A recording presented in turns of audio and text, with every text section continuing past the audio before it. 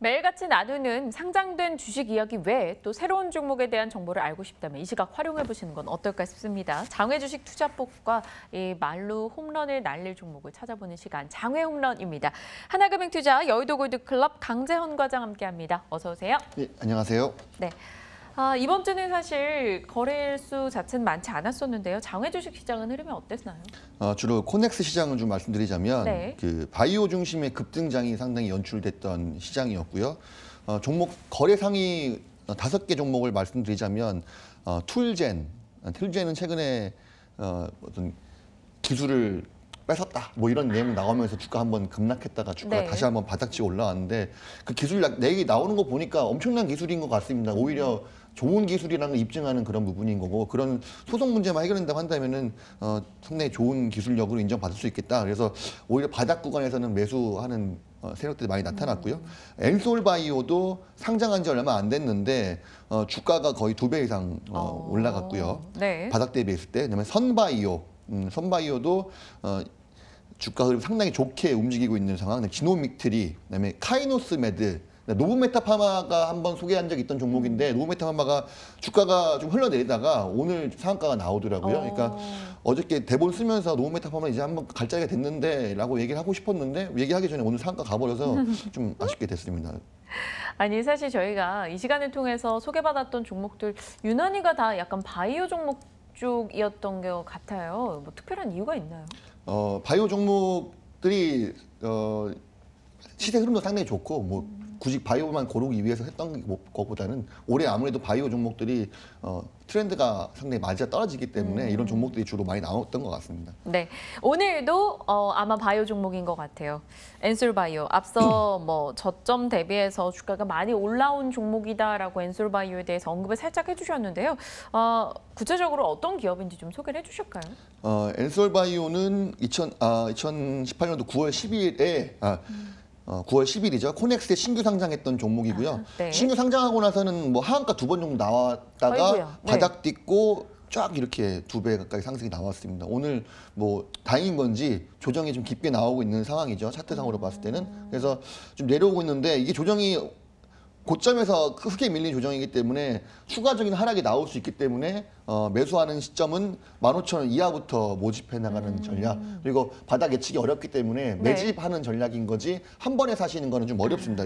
그리고 거래량도 그렇게 많지는 않습니다. 그 코넥스 종목들이 그래서 좀 전략을 쓰시고요. 이 회사가 바이오 빅데이터 기반으로 해서 신약을 발굴하는 전문 기업입니다. 그러니까 뭐 약을 생산하거나 이런 건 아니고요. 신약 전문 개발 기업이고요.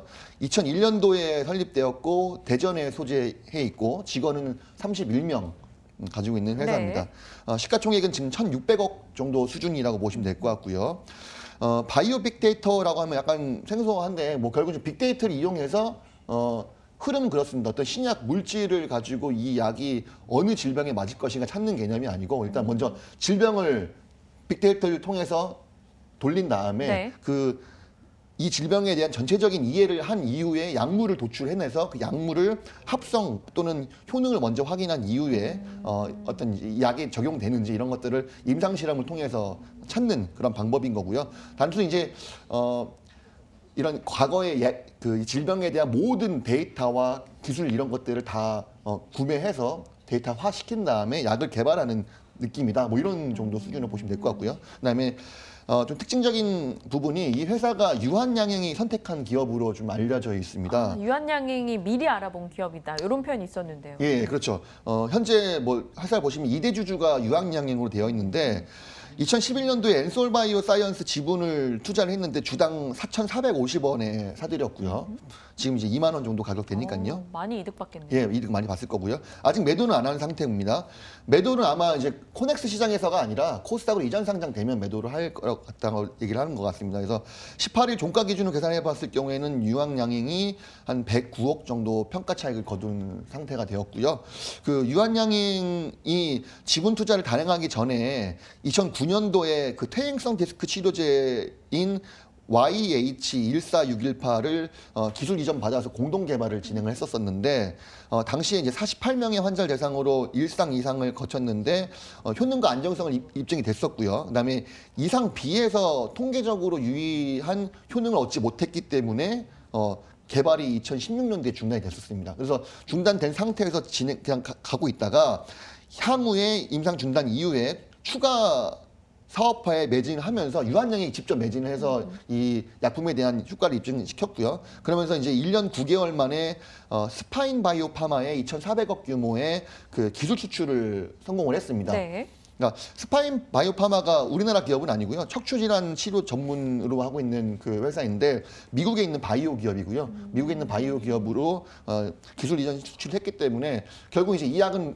못 쓸 뻔했다가 다시 이제 입증된 케이스. 그래서 현재 이거는 사업화가 된 상태라고 보시면 될 것 같습니다. 그래서 디스크 치료제랑 관절염 치료제 두 가지가 사업화 파이프라인으로 되어 있는 상태고 추가 R&D 파이프라인 같은 경우에는 3개를 보유하고 있습니다. 어떤 거냐면 그 TNBC 항암제라고 해서 음성 유방암 뭐 이런 쪽이고요. 네. 그리고 알츠하이머 치료제도 현재 이렇게 비임상 단계에서 파이프라인 되어 있는 상태고요. 네. 태행성 관련 치료제랑 그 태행성 두 디스크 치료제 같은 경우에는 임상이 상당 부분 진행이 된 상태이기 때문에 이거는 이제 기술 수출도 됐던 거였고 이런 부분 포인트 볼 수 있을 것 같고요. 그다음에 제1형 당뇨병 치료제도 연구 개발 파이프라인으로 총 R&D 파이프라인 3개를 지금 보유하고 있는 상태가 됩니다. 그래서 기대감이 상당히 클 수밖에 없는 그런 상황이고요.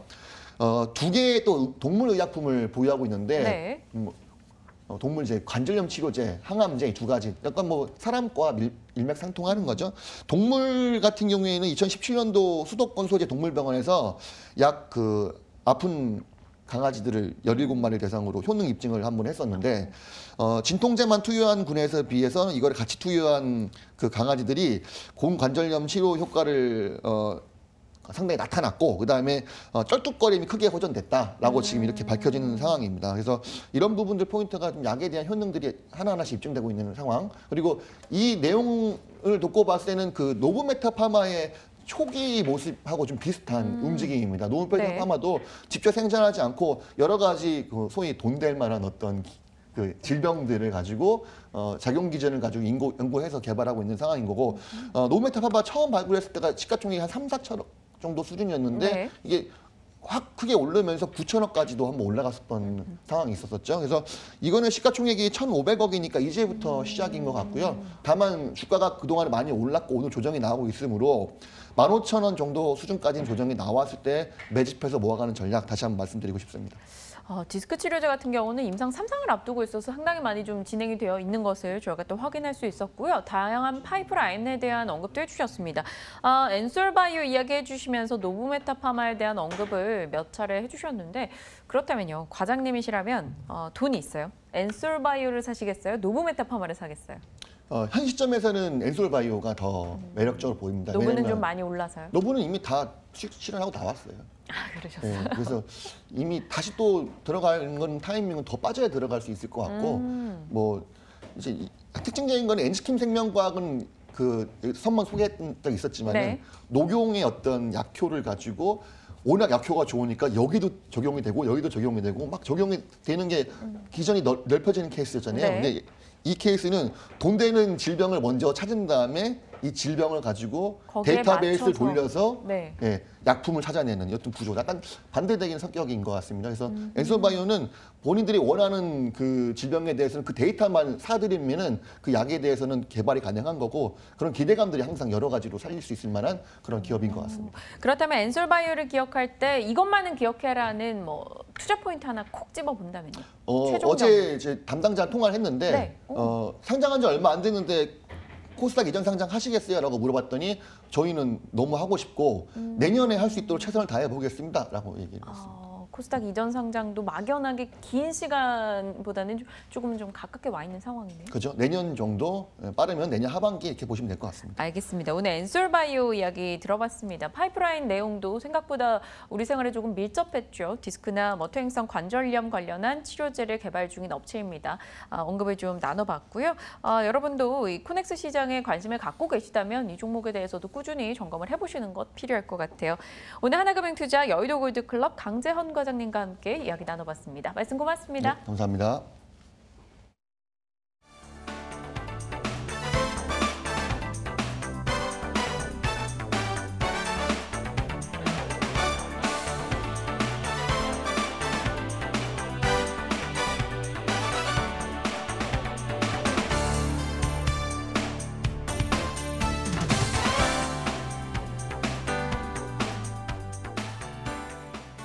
시장에 큰 변화는 없습니다. 코스피 시장이 0.5% 하락하고 있고요. 코스닥 시장은 1.3% 하락한 채 현재 거래가 되고 있습니다. 자, 이제 일주일에 또 마무리가 됐습니다. 이틀밖에 되지 않았지만 또다시 이제 우리에겐 주말이 찾아왔는데 이제 다음 주를 준비하는 전략을 나머지 세우셔야 되겠죠. 이어지는 마감 전략 A+를 통해서도 많은 투자 전략 챙겨가시길 바라겠습니다. 저희는 여기서 인사드리겠습니다. 시청해주신 여러분 고맙습니다.